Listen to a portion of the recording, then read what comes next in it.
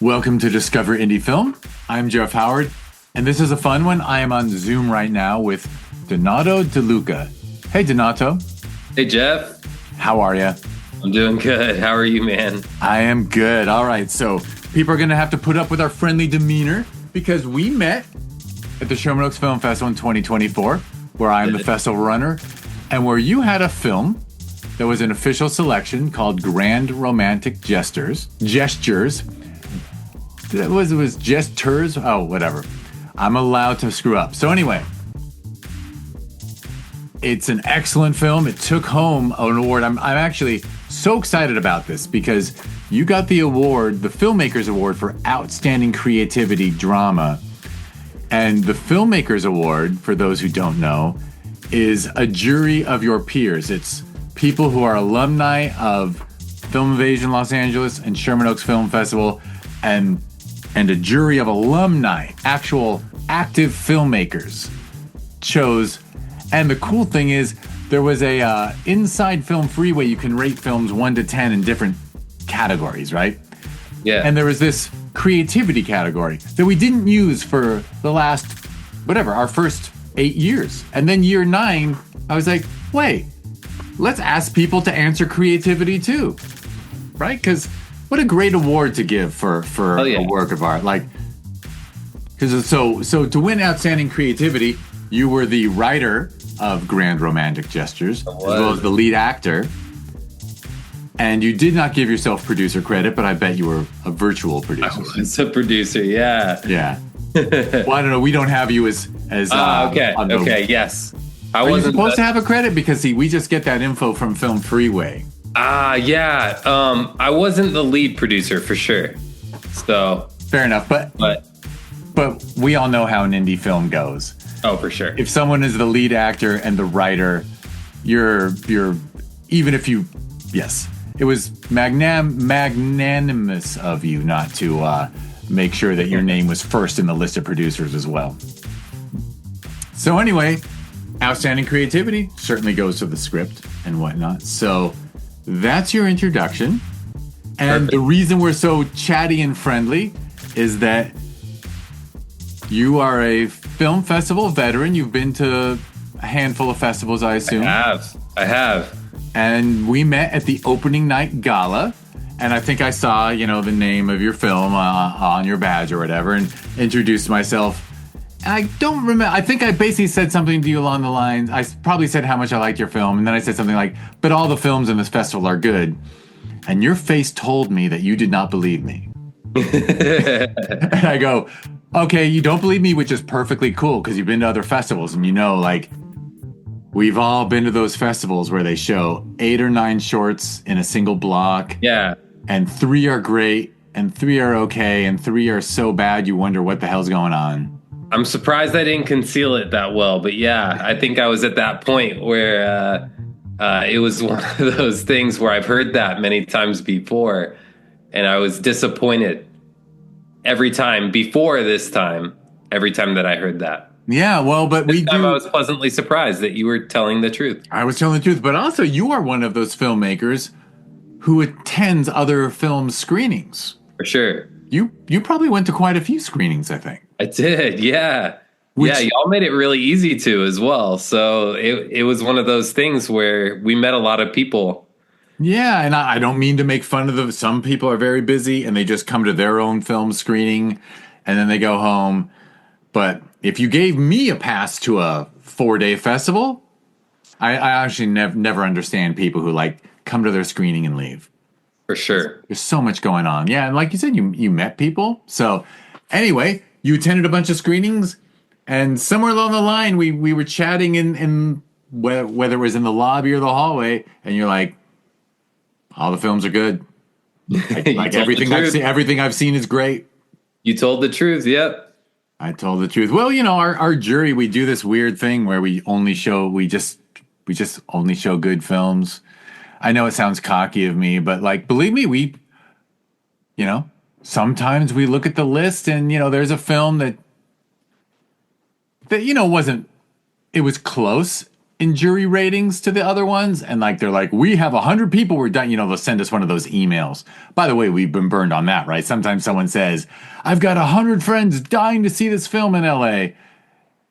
And I don't know if we ever fell for it, but needless to say, we'd rather show a great film from Germany that will have no local support and the filmmakers won't be there in person than show a less great film that's like, was shot 3 blocks from the theater and they can pack the house. We're not good capitalists at the Sherman Oaks Film Festival. It's the way to do it, though. I mean, like it's unique, and that's It's a I little was thinking unique, and y'all. it's. I mean, obviously, I think it's what's helped us get in the top 100 best rated list because Yeah. it makes you feel better about right.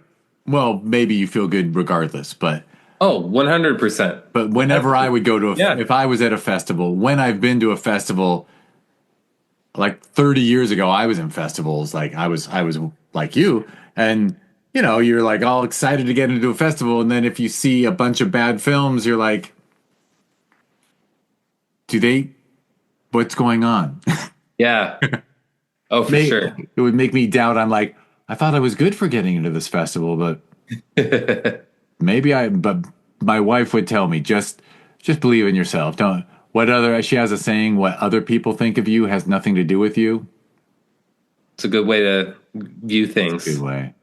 So anyway, that's a longer introduction than I normally do, but I just had to share because we got that fun history of every time we chatted at the festival, and you were there a lot. It was just enjoyable for me that you were impressed with what was going on. So thank you for that, by the way. Oh, well, thank you. I had the best time, and it was a singular experience. I can't wait to submit another round and be. Excellent.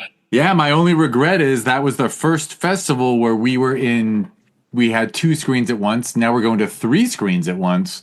Whoa. But I used to do every single Q&A. Like I was Mr. Q&A moderator. And then in December at Sherman Oaks Film Festival, I did half of them. And so I didn't get to do yours, That's which would have been fun. yeah. Oh, yeah. I probably would have said to the audience, this guy thought I was full of shit. All right, well, enough about me and your experience there. Well, although we can talk about your experience all you want, but Grand Romantic Gestures is still on the festival circuit, so people can't jump over and watch it now. So it's up to you what kind of spoilers we share. But before we get to that, you want to just share? I know you as an actor and a writer, but there's more to you than that. So do you want to share when you caught the bug? Were you always a creative kid? I was, but it was one of those things where I was afraid of I think the creative bug, and I was really good at science, so I thought that I was going to be a doctor, and I thought that I was going to be a doctor until my senior year of college. And so I was applying to medical school, and I had amazing grades and a really good MCAT score, and was applying to med school. And the essay question was literally, why do you want to be a doctor? And I stared at that for 3 days and realized that I didn't want to be a doctor, other than the trappings of it, that it was a comfortable life and I was good at it. And so, since I couldn't come up with anything better than that, I spent 6 months figuring out what I wanted to do. I worked at a law firm, which was one of the worst experiences of my life, and did all sorts of different stuff, and landed on acting, which was pretty wild. And so I put everything that I had my senior year of college into pursuing an acting career, and then applying to master's programs in acting all across the country. And and you hadn't done the high school plays or middle school plays. You actually just were you like a short story writer, or just No. you just let your creativity stay on the back burner right until I, senior year of college? I let it stay in the back burner, and it was one of those things where, I mean, I've always really been into film my entire life, and it was an obsession of mine as a kid. And but yeah, in high school, super creative guy.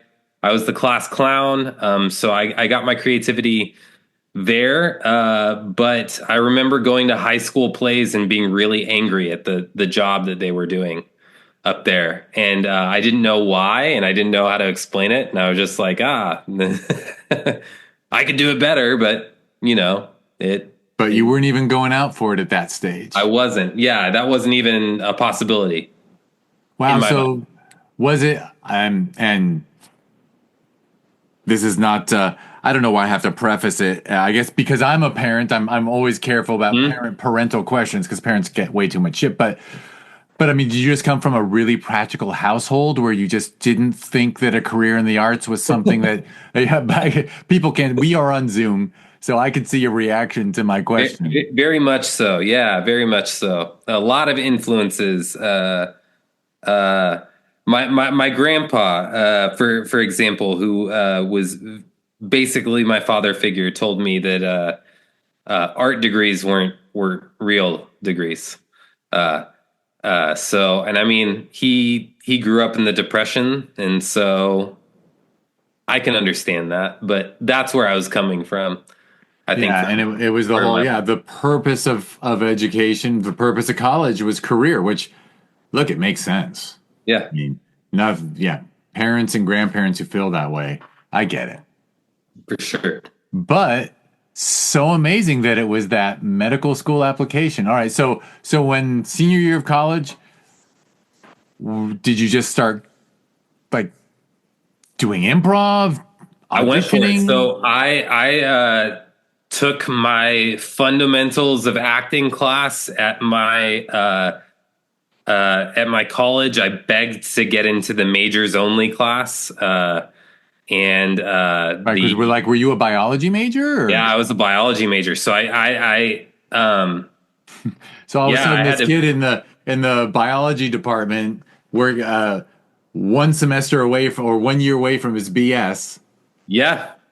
No, is I was one semester away from my BS. Yeah. So I had to beg to get into the majors only class. And the condition for me going into the majors only class was auditioning for the play the next day. So they wanted to see that I was serious. And overnight, I had to learn a monologue, a really terrible monologue, because I just Googled it. I had no idea what I was doing. And I auditioned for that play and got a call back, but didn't get a role. And yeah, and then the instructor of that class mentored me as I was applying to graduate school. So like USC and the Actors Studio and Juilliard and Yale and all of that for acting. And so um, yeah, and my first go round, I think the thing that kept me in it is I got very, very close with like a month of experience. I got waitlisted for USC's acting program, and I got waitlisted several other places, and so I knew that I had something. And then yeah, the next year I kept at it and got into Stella Adler, but in New York. But I met my wife, so we couldn't move to New York. So uh, actually I missed asking you a question which is where did you grow up? oh man, I grew up all over. So I was born in Italy, which is why I have a very Italian name. I am Italian. I lived there till I was 5. My parents split up, so I came over here with my mom. Then I grew up in San Antonio and did elementary school and part of middle school there, and then did middle school and high school in Denver, Colorado. Got it. So all over. So which is a somewhat common thread for actors, right? Like moving around, right? When you move a kid around, you sort of have to put on an act when you get into the new town and For sure. Yeah, I was looking at it. I thought about it. I went to six different schools uh, in like a 5 year period. So yeah, that's a lot. Yeah. Right. So you have that. So then and what can I ask the college you got I assume you completed the BS. I did complete the BS. Yes. Where'd you go? Southwestern University, which is north of Austin. It's in Georgetown, Texas. Gotcha. Southwestern. Cool. And then when you were applying to all these things, did you at that point did you move out to LA or No, so I was auditioning, uh, and then I flew out to LA and New York for the auditions. And yeah, I got into Stella Adler the second go round, but I met my wife in Denver, and she's a mental health counselor, and she couldn't move to New York because of her counseling license. They have really strict rules in New York State, so it was one of those things where we got married, and I decided to pursue acting in I guess a market that was easier to start in. So we made our home base Austin for about 10 years. oh 10 years. Wow. Yeah. So So 10 years acting in Austin, hmm which I assume Austin has a cool theater scene. they do. Yeah, they do. Yeah. They have improv, they have film, they have a lot of student film with UT Austin, and a really good indie scene, and all sorts of creative people out in Austin. So that's probably was a great place considering you got such a late start with acting. It was It's awesome. probably great to be in Austin for a good decade before hitting Yeah. the coast. Yeah, it was. Yeah. And that was more wife related than choice or Yeah, it was. Because yeah, if I hadn't have met her, I would have moved to New York got and it, got it. So gone to what Stella Adler. prompted the move out here? I I felt I was ready. I'd done indie film for about 10 years, and or maybe 6 or 7, and I just felt that I needed to try out this market out here in LA. It was time. Yeah, I mean, because it's either obviously you said to yourself, okay, for this acting thing, it's either LA, New York, but it's Mhm. really a lot more LA than New York, unless you have this amazing singing voice or something, For and sure. Broadway was your passion. For sure. And so we had our first son in 2017, and it was one of those things. I would much rather raise kids in LA than New York. So I get that. I get that. Not yeah. just because I'm an Angelino, but I have friends in New York who like, you know, a married couple with 2 kids, and like they'll literally make a closet like the nursery for like a baby. Oh, for sure. And I don't There's no do room. cold either. So like that New York winter is, yeah. I thought I It's heard the name Denver though. You lived in Denver. I mean, what was that New like? York winter is, I mean, in Denver, at least the sun is shining. In New York, you got, oh man, the wind, I was the, in New York once in January when it was 10 degrees. It was like 22 below freezing. And then when it warmed up to like 35, you're like, oh, I can unzip my jacket. All right, so I get it. So, and your wife, everything, it was cool to move out. Yeah, yeah. She was skeptical at first, but we came and visited, and she fell in love with it. And so, Well, I like that. I like the sound of that. I yeah. like that my hometown wooed her over. Right? So then you made the move, and then what was it like when you got here? Oh man, we've loved it. It was great. The strike happened though, so it felt like I was starting to get traction out here and making connections, and then the strikes happened, and it shut things down for about a year. But luckily, I was working on Grand Romantic Gestures during that, and so that was keeping me busy and All right, sane. so I'll now make assumptions. So you got here pre-strike, Mm-hmm. post-COVID, Post COVID. Yep. post-COVID, pre-strike. It's crazy that these landmarks in our lives. But and you were doing the auditioning thing and whatnot, and classes and things, or Yeah. Yeah. and then you decided, and needless to say, I meet a lot of people who make this wise choice of like, you know, if I'm going to be in something I want to be in, maybe I should write it. Yeah. Yeah. And so I wrote it. I wrote Grand Romantic Gestures in 2018, but it took me a while to find the right team. So my first year here, or first 6 months here, we were crowdfunding it. I'd found the right team. We were crowdfunding it, and then we shot it while I was in my first year here, out in Austin. So Right. So you shot in Austin mhm. and you hadn't moved here yet, you're saying. I had, yeah, Oh, you had. yeah, I'd been here for about a year. Oh, right, right. Sorry. But you went back there because I could think of a lot of good reasons, but you want to just say what your reasons were? I mean, all my connections were out there, all my people. My producer was out there, my director was out there, and all my connections were out there. So it was one of those things where, um, and I didn't know the landscape out here, so we knew locations and stuff like that. I was gonna say, like, Yeah, if you try to find a coffee shop in LA to let you shoot, they all want a ton of money.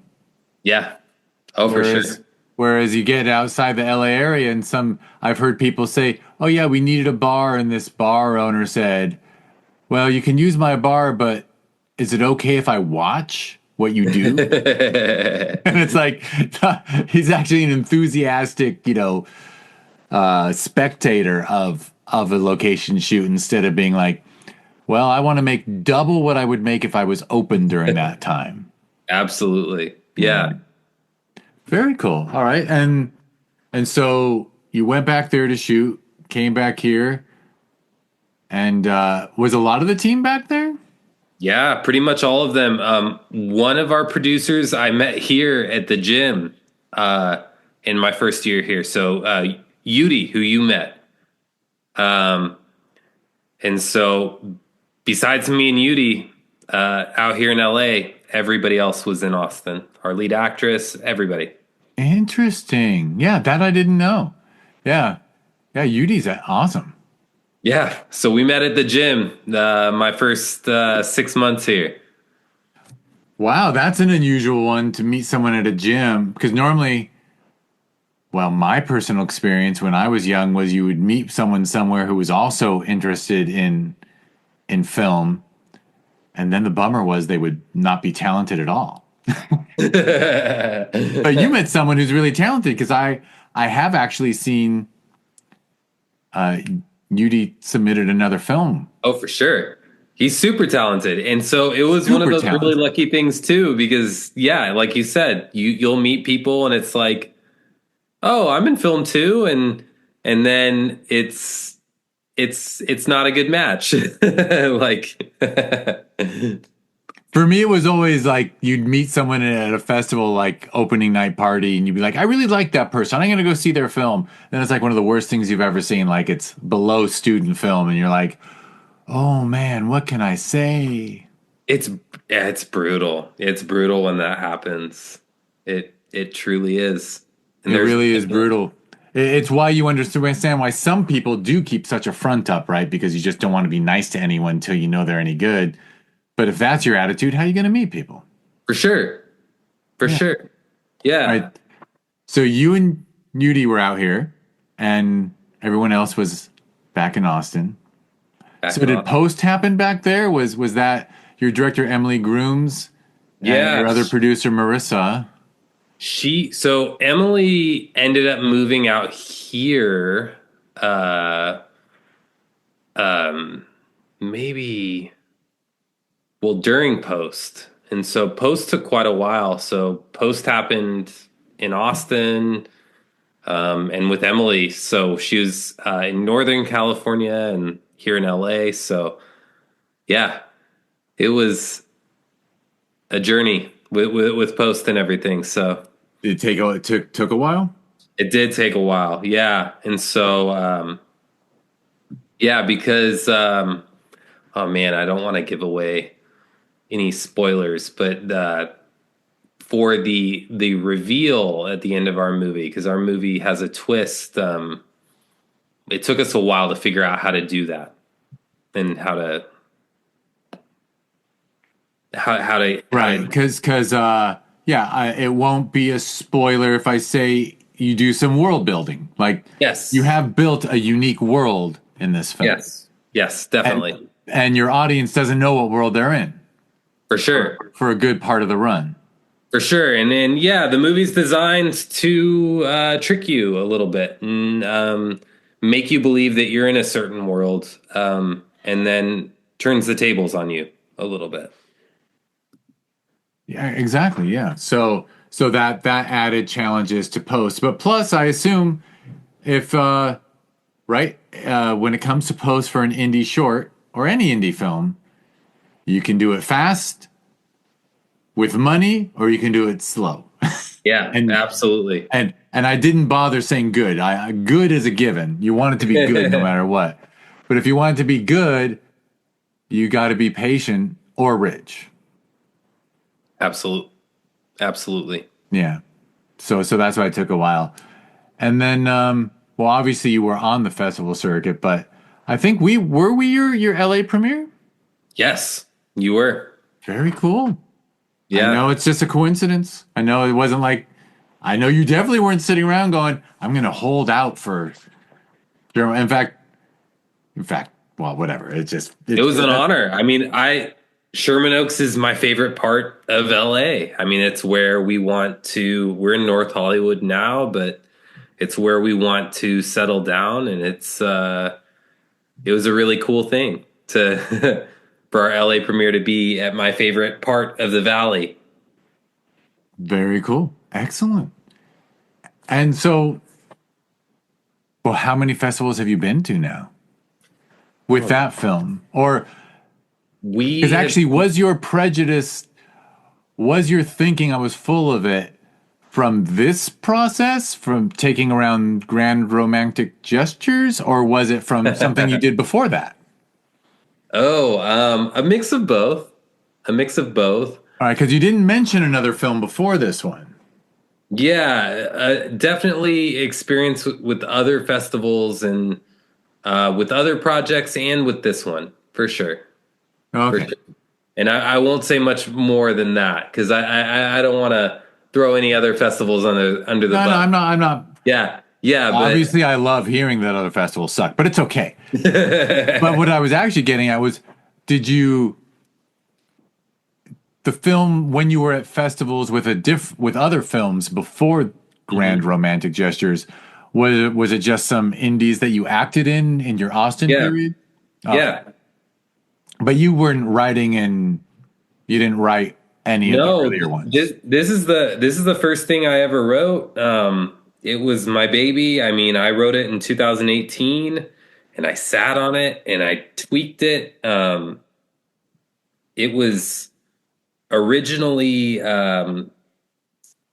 two people just talking in a diner, which but it morphed into a movie about a relationship, and so that was what I built it off of, and it the worst breakup that you could probably ever experience. That was the whole idea behind it. It is a pretty. It's a toughie. It's a tough breakup. Yeah. A tough breakup. Yeah. Excellent.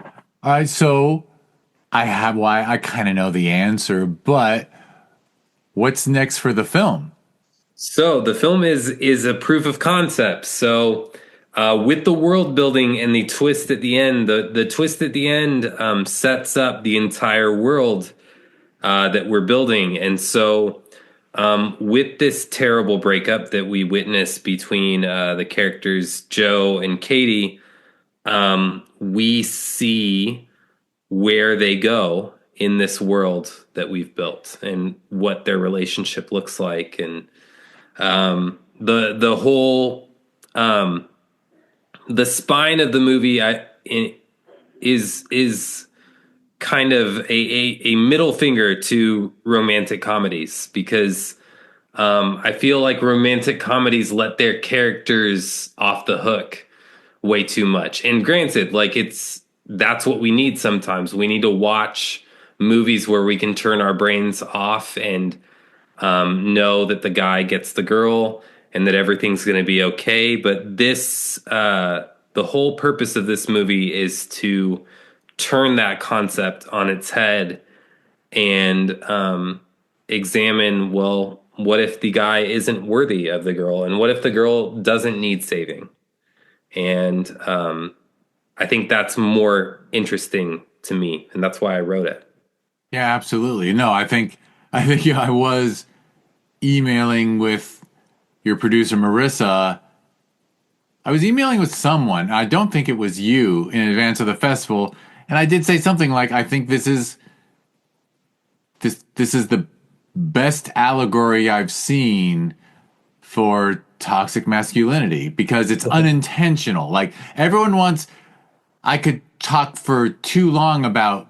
I try to defend the concept of toxic masculinity because it doesn't mean all masculinity is toxic. It just means part of what men are taught how to be a man.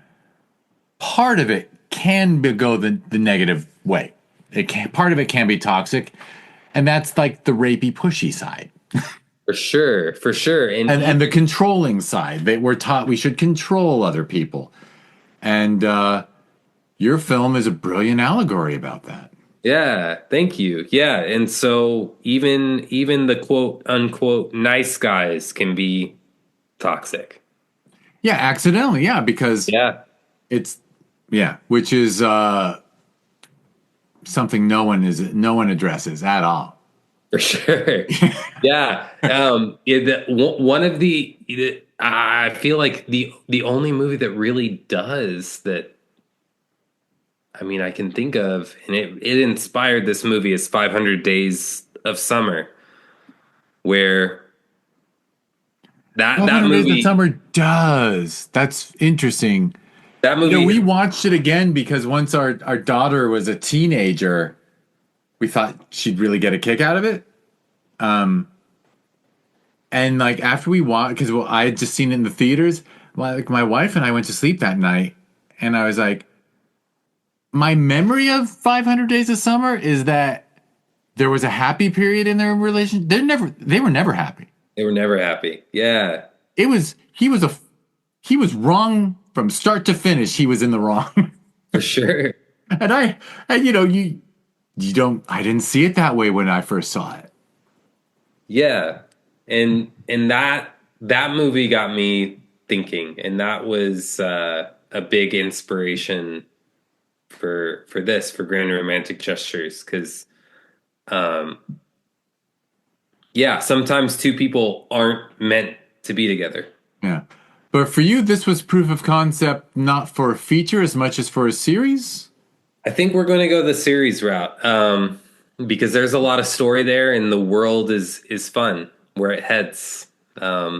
So I'd like to do the limited series route where there's a definite end. The end is written. I know where it ends, and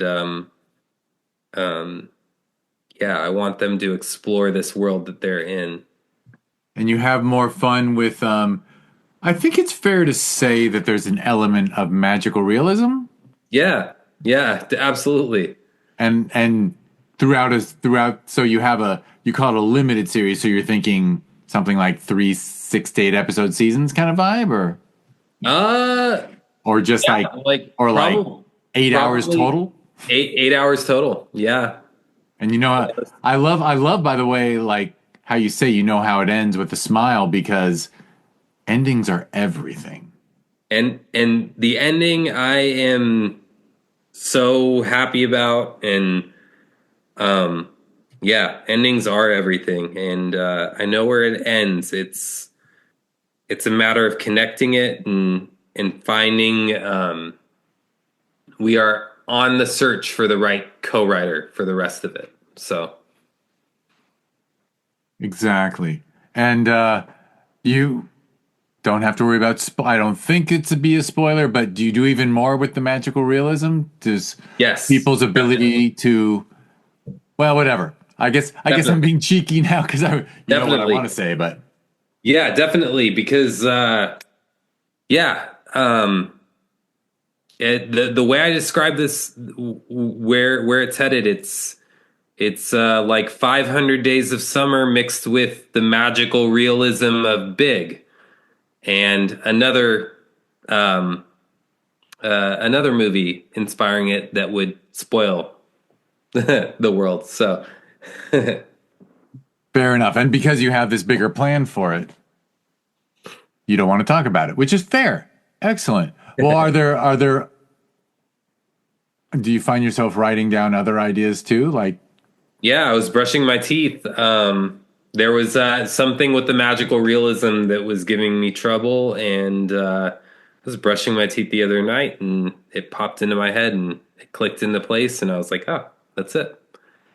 And I talked to my wife, who um, has been my biggest creative partner, and who's since the inception of writing this back in 2018, I've run everything by, and she's just been like, "Well, did you think about this?" Or that doesn't work. And yeah, we talked about it, and it works. So well, that's the ending of this you're talking about, or no, no, something no. else, a completely a Just the completely different idea. idea Yeah, too. yeah. Just the idea that I had a big idea the other day, which Oh, was nice. cool. That also uses that, but it also magical realism applies to that one too. Yep, it sure does. I kind of love that. I'm not gonna lie. Like I, I totally love. I love a lot of films, and I totally appreciate things that are authentic and true to life, and just really, really, really impact you. But there's just something beautiful about the creativity involved, where where a world is created that's just different from ours. Yeah, And I love that. And I because the term magical realism is kind of funny to me. I know it was invented really for for novels, for that kind of writing. But it doesn't mean it's magic. for sure. It really means it's just something you create a world, a universe where things are the rules of the universe are different, I guess, is really what it means to me. Absolutely. Yeah. And just a little bit of difference can, yeah, be everything. Big is my favorite example of that. I love that movie. It's a great movie. Yeah. Amusingly, there was when it came out, there was another movie that kind of pulled the same trick that I love too. Go figure. Well, But it was Vice Versa with Judge Reinhold and oh, dang. Okay. I've never seen that. you haven't seen it? They came out the same year and they had the same, although I think it was a father son got switched. Ah, okay. I think that's what it was. But anyway, well, good old fashioned body switching movie. Freaky Friday, right? But and anything else? You still are you still auditioning and stuff? Are you just Yeah, yeah. I just signed with a new agent, which is going awesome. And I've been auditioning a lot recently, which has been great. So That's that's great been, to hear. That's great to hear. So the world is recovering post strike. Lord knows I've a lot of people I know who work on crews are have been really suffering since the strike because the amount of production is just so much lower. That's what I've seen too with my friends that do crew work, and it's brutal. It's It's been yeah, a lot has not come back yet, but hopefully. But it's good to hear that you're getting out there. yeah. And needless to say, your grand romantic gestures experience has only led you to want to do more. Only wanted me to led me to want to do more for sure. Well, For sure. excellent. Excellent. You well, got anything to add before I'm going to actually ask you the question, which is, as long as we're on it, are there people who haven't been mentioned who are critically helpful to grand romantic gestures? Oh man. I mean, the crew, our entire crew was incredible. I mean, it was such a special experience. We shot it in 3 days. It was just an amazing experience. My producers, Marissa and Yudi, were incredible. Emily did an amazing job, and just put up put so much together on set, and brought so many ideas. And Carrie Ann, who was my scene partner throughout it all, was amazing. She brought so much to the role of Katie. So yeah, and I mean our DP made an amazing world with color and with anamorphic lenses, and just told a whole visual story. So I feel like I've been so lucky with how the movie turned out. It feels like everything for the proof fell into place. So all those people and my wife for workshopping it for years with me, and just hearing Yeah, me. I mean, I guess it is an easy out for me to say it, but I mean, with a film like this where a group of friends made it, every name in the credits was huge, I guess. Yeah, absolutely, 100%, 100%. And I have no doubt that your wife is thanked at the end of the credits. She isn't. She isn't. She needs to be. I just fucked up. That's okay. I just set a rake in We need front of to your get path for you to her step at on. near the top when we make the series, near the top. So Excellent. Excellent. Well, congrats on everything. thank you. And I trust you'll keep in touch so that well, let me, have you all talked about this? Will you release this online after your festival run, or are you going to think about holding it back because you want to make it something else? Yeah, that's the next big decision. Because the writer aspect of me is there's a twist, and I love twists, and making this into series. I don't want it to be on the internet.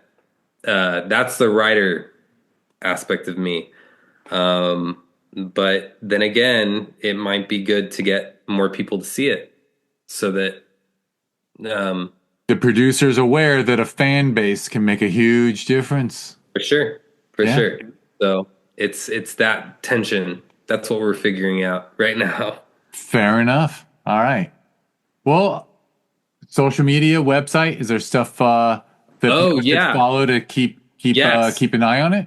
There's a Grand Romantic Gestures Instagram page. You can find us there.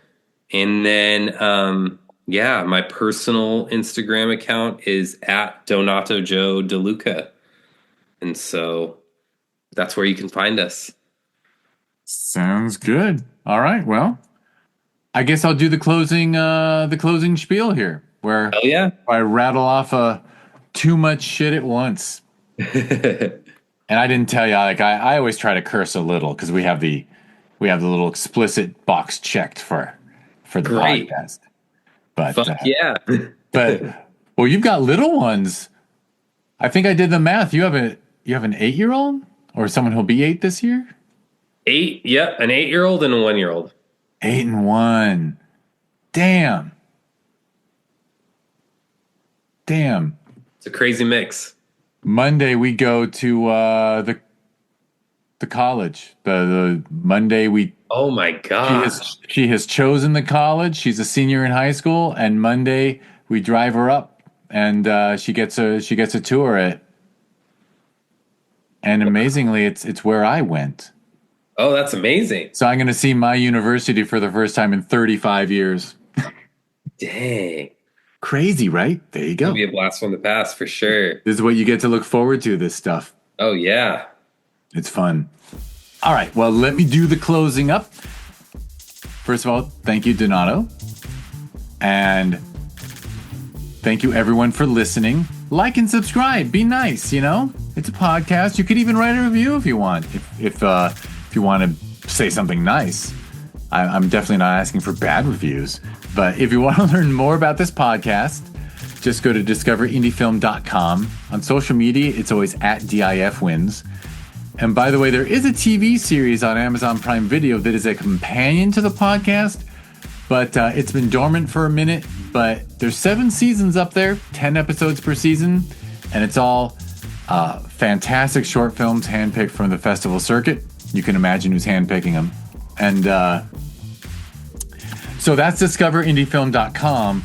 If people go to discoverindiefilm.org, that is the nonprofit corporation that runs Sherman Oaks Film Festival and its sister festival that's Film Invasion Los Angeles. So I am mentioning the nonprofit more these days because, you know, I just have to. For years I was like, let's not beg, but like let's be real. Like, people should know we're a nonprofit devoted to the arts, trying to help get people's work out there. So the Discover Indie Film Foundation is for real. So that's discoverindiefilm.org. If you want to learn more about the Sherman Oaks Film Festival, that's where the LA premiere of Grand Romantic Gestures was. We hold it every December, and December 2025 will be our 10th edition, our 10th year. So just go to ShermanOaksFF.com, and it's at ShermanOaksFF on social media. The sister festival I mentioned, we hold every June, so we're going to have the 10th anniversary for that in June. That's Film Invasion Los Angeles, so you go to filminvasionla.com, and it's at Film Invasion LA on social media. I'll add that I quit social media. My podcast producer, Karina, she takes care of that now because in January I just decided to give it up for various reasons. But I am on Blue Sky, so if you actually go to if you go to Discover Indie at DIF Wins or at Sherman Oaks FF or at Film Invasion LA on Blue Sky, I'm the one responding to those comments. But I'll tell you in a sec. So, but I mentioned filminvasionla.com, so now I'm going to mention that in January of 2026, something very exciting is happening. Film Invasion Lima, Peru. Ooh, there we go. Yeah, we're going international. There was a guy almost did Film Invasion London. Someone almost did Film Invasion Bay Area, Oakland. There's been a couple of false starts. There's still a possibility for somewhere in Arizona, but Lima, Peru is really happening. We've even got a theater. We got the theater booked. With Chevy, right? Chevy helps you. That's exactly right. There you go. See, we were sitting at the closing night party, the closing night mixer, and he said, "I wish I had a group of filmmakers. I wish I had this kind of experience back in Lima." And I turned to him and said, "Well." Yet another example of you coming through. I was like, if you want to do it, I will give you all the support I can, and because I trust him. You know, that was actually his second film with us. Yeah. The first time he flew up. So meeting him in person, I was like, I will. But he said you got to fly down. So actually, I've got a Google flight tracker going for my flight to Lima for, I believe it's January 16th and 17th of next year. So I got a little time to figure out. There you go. Figure out what the heck I'll do based upon my complete loss of all Spanish I knew as a young guy in LA. I actually had pretty good Spanish, but I'm creeping up on 60, and I sound like such a white person when I try to speak Spanish that I can't do it. I'm too ashamed. I'm ashamed of my lack of skill. So anyway, I've been rambling, but Film Invasion Lima is a real thing. So that's cool. All right, Donato, thank you so much. Thank you, Jeff. And thank you, everyone, for listening.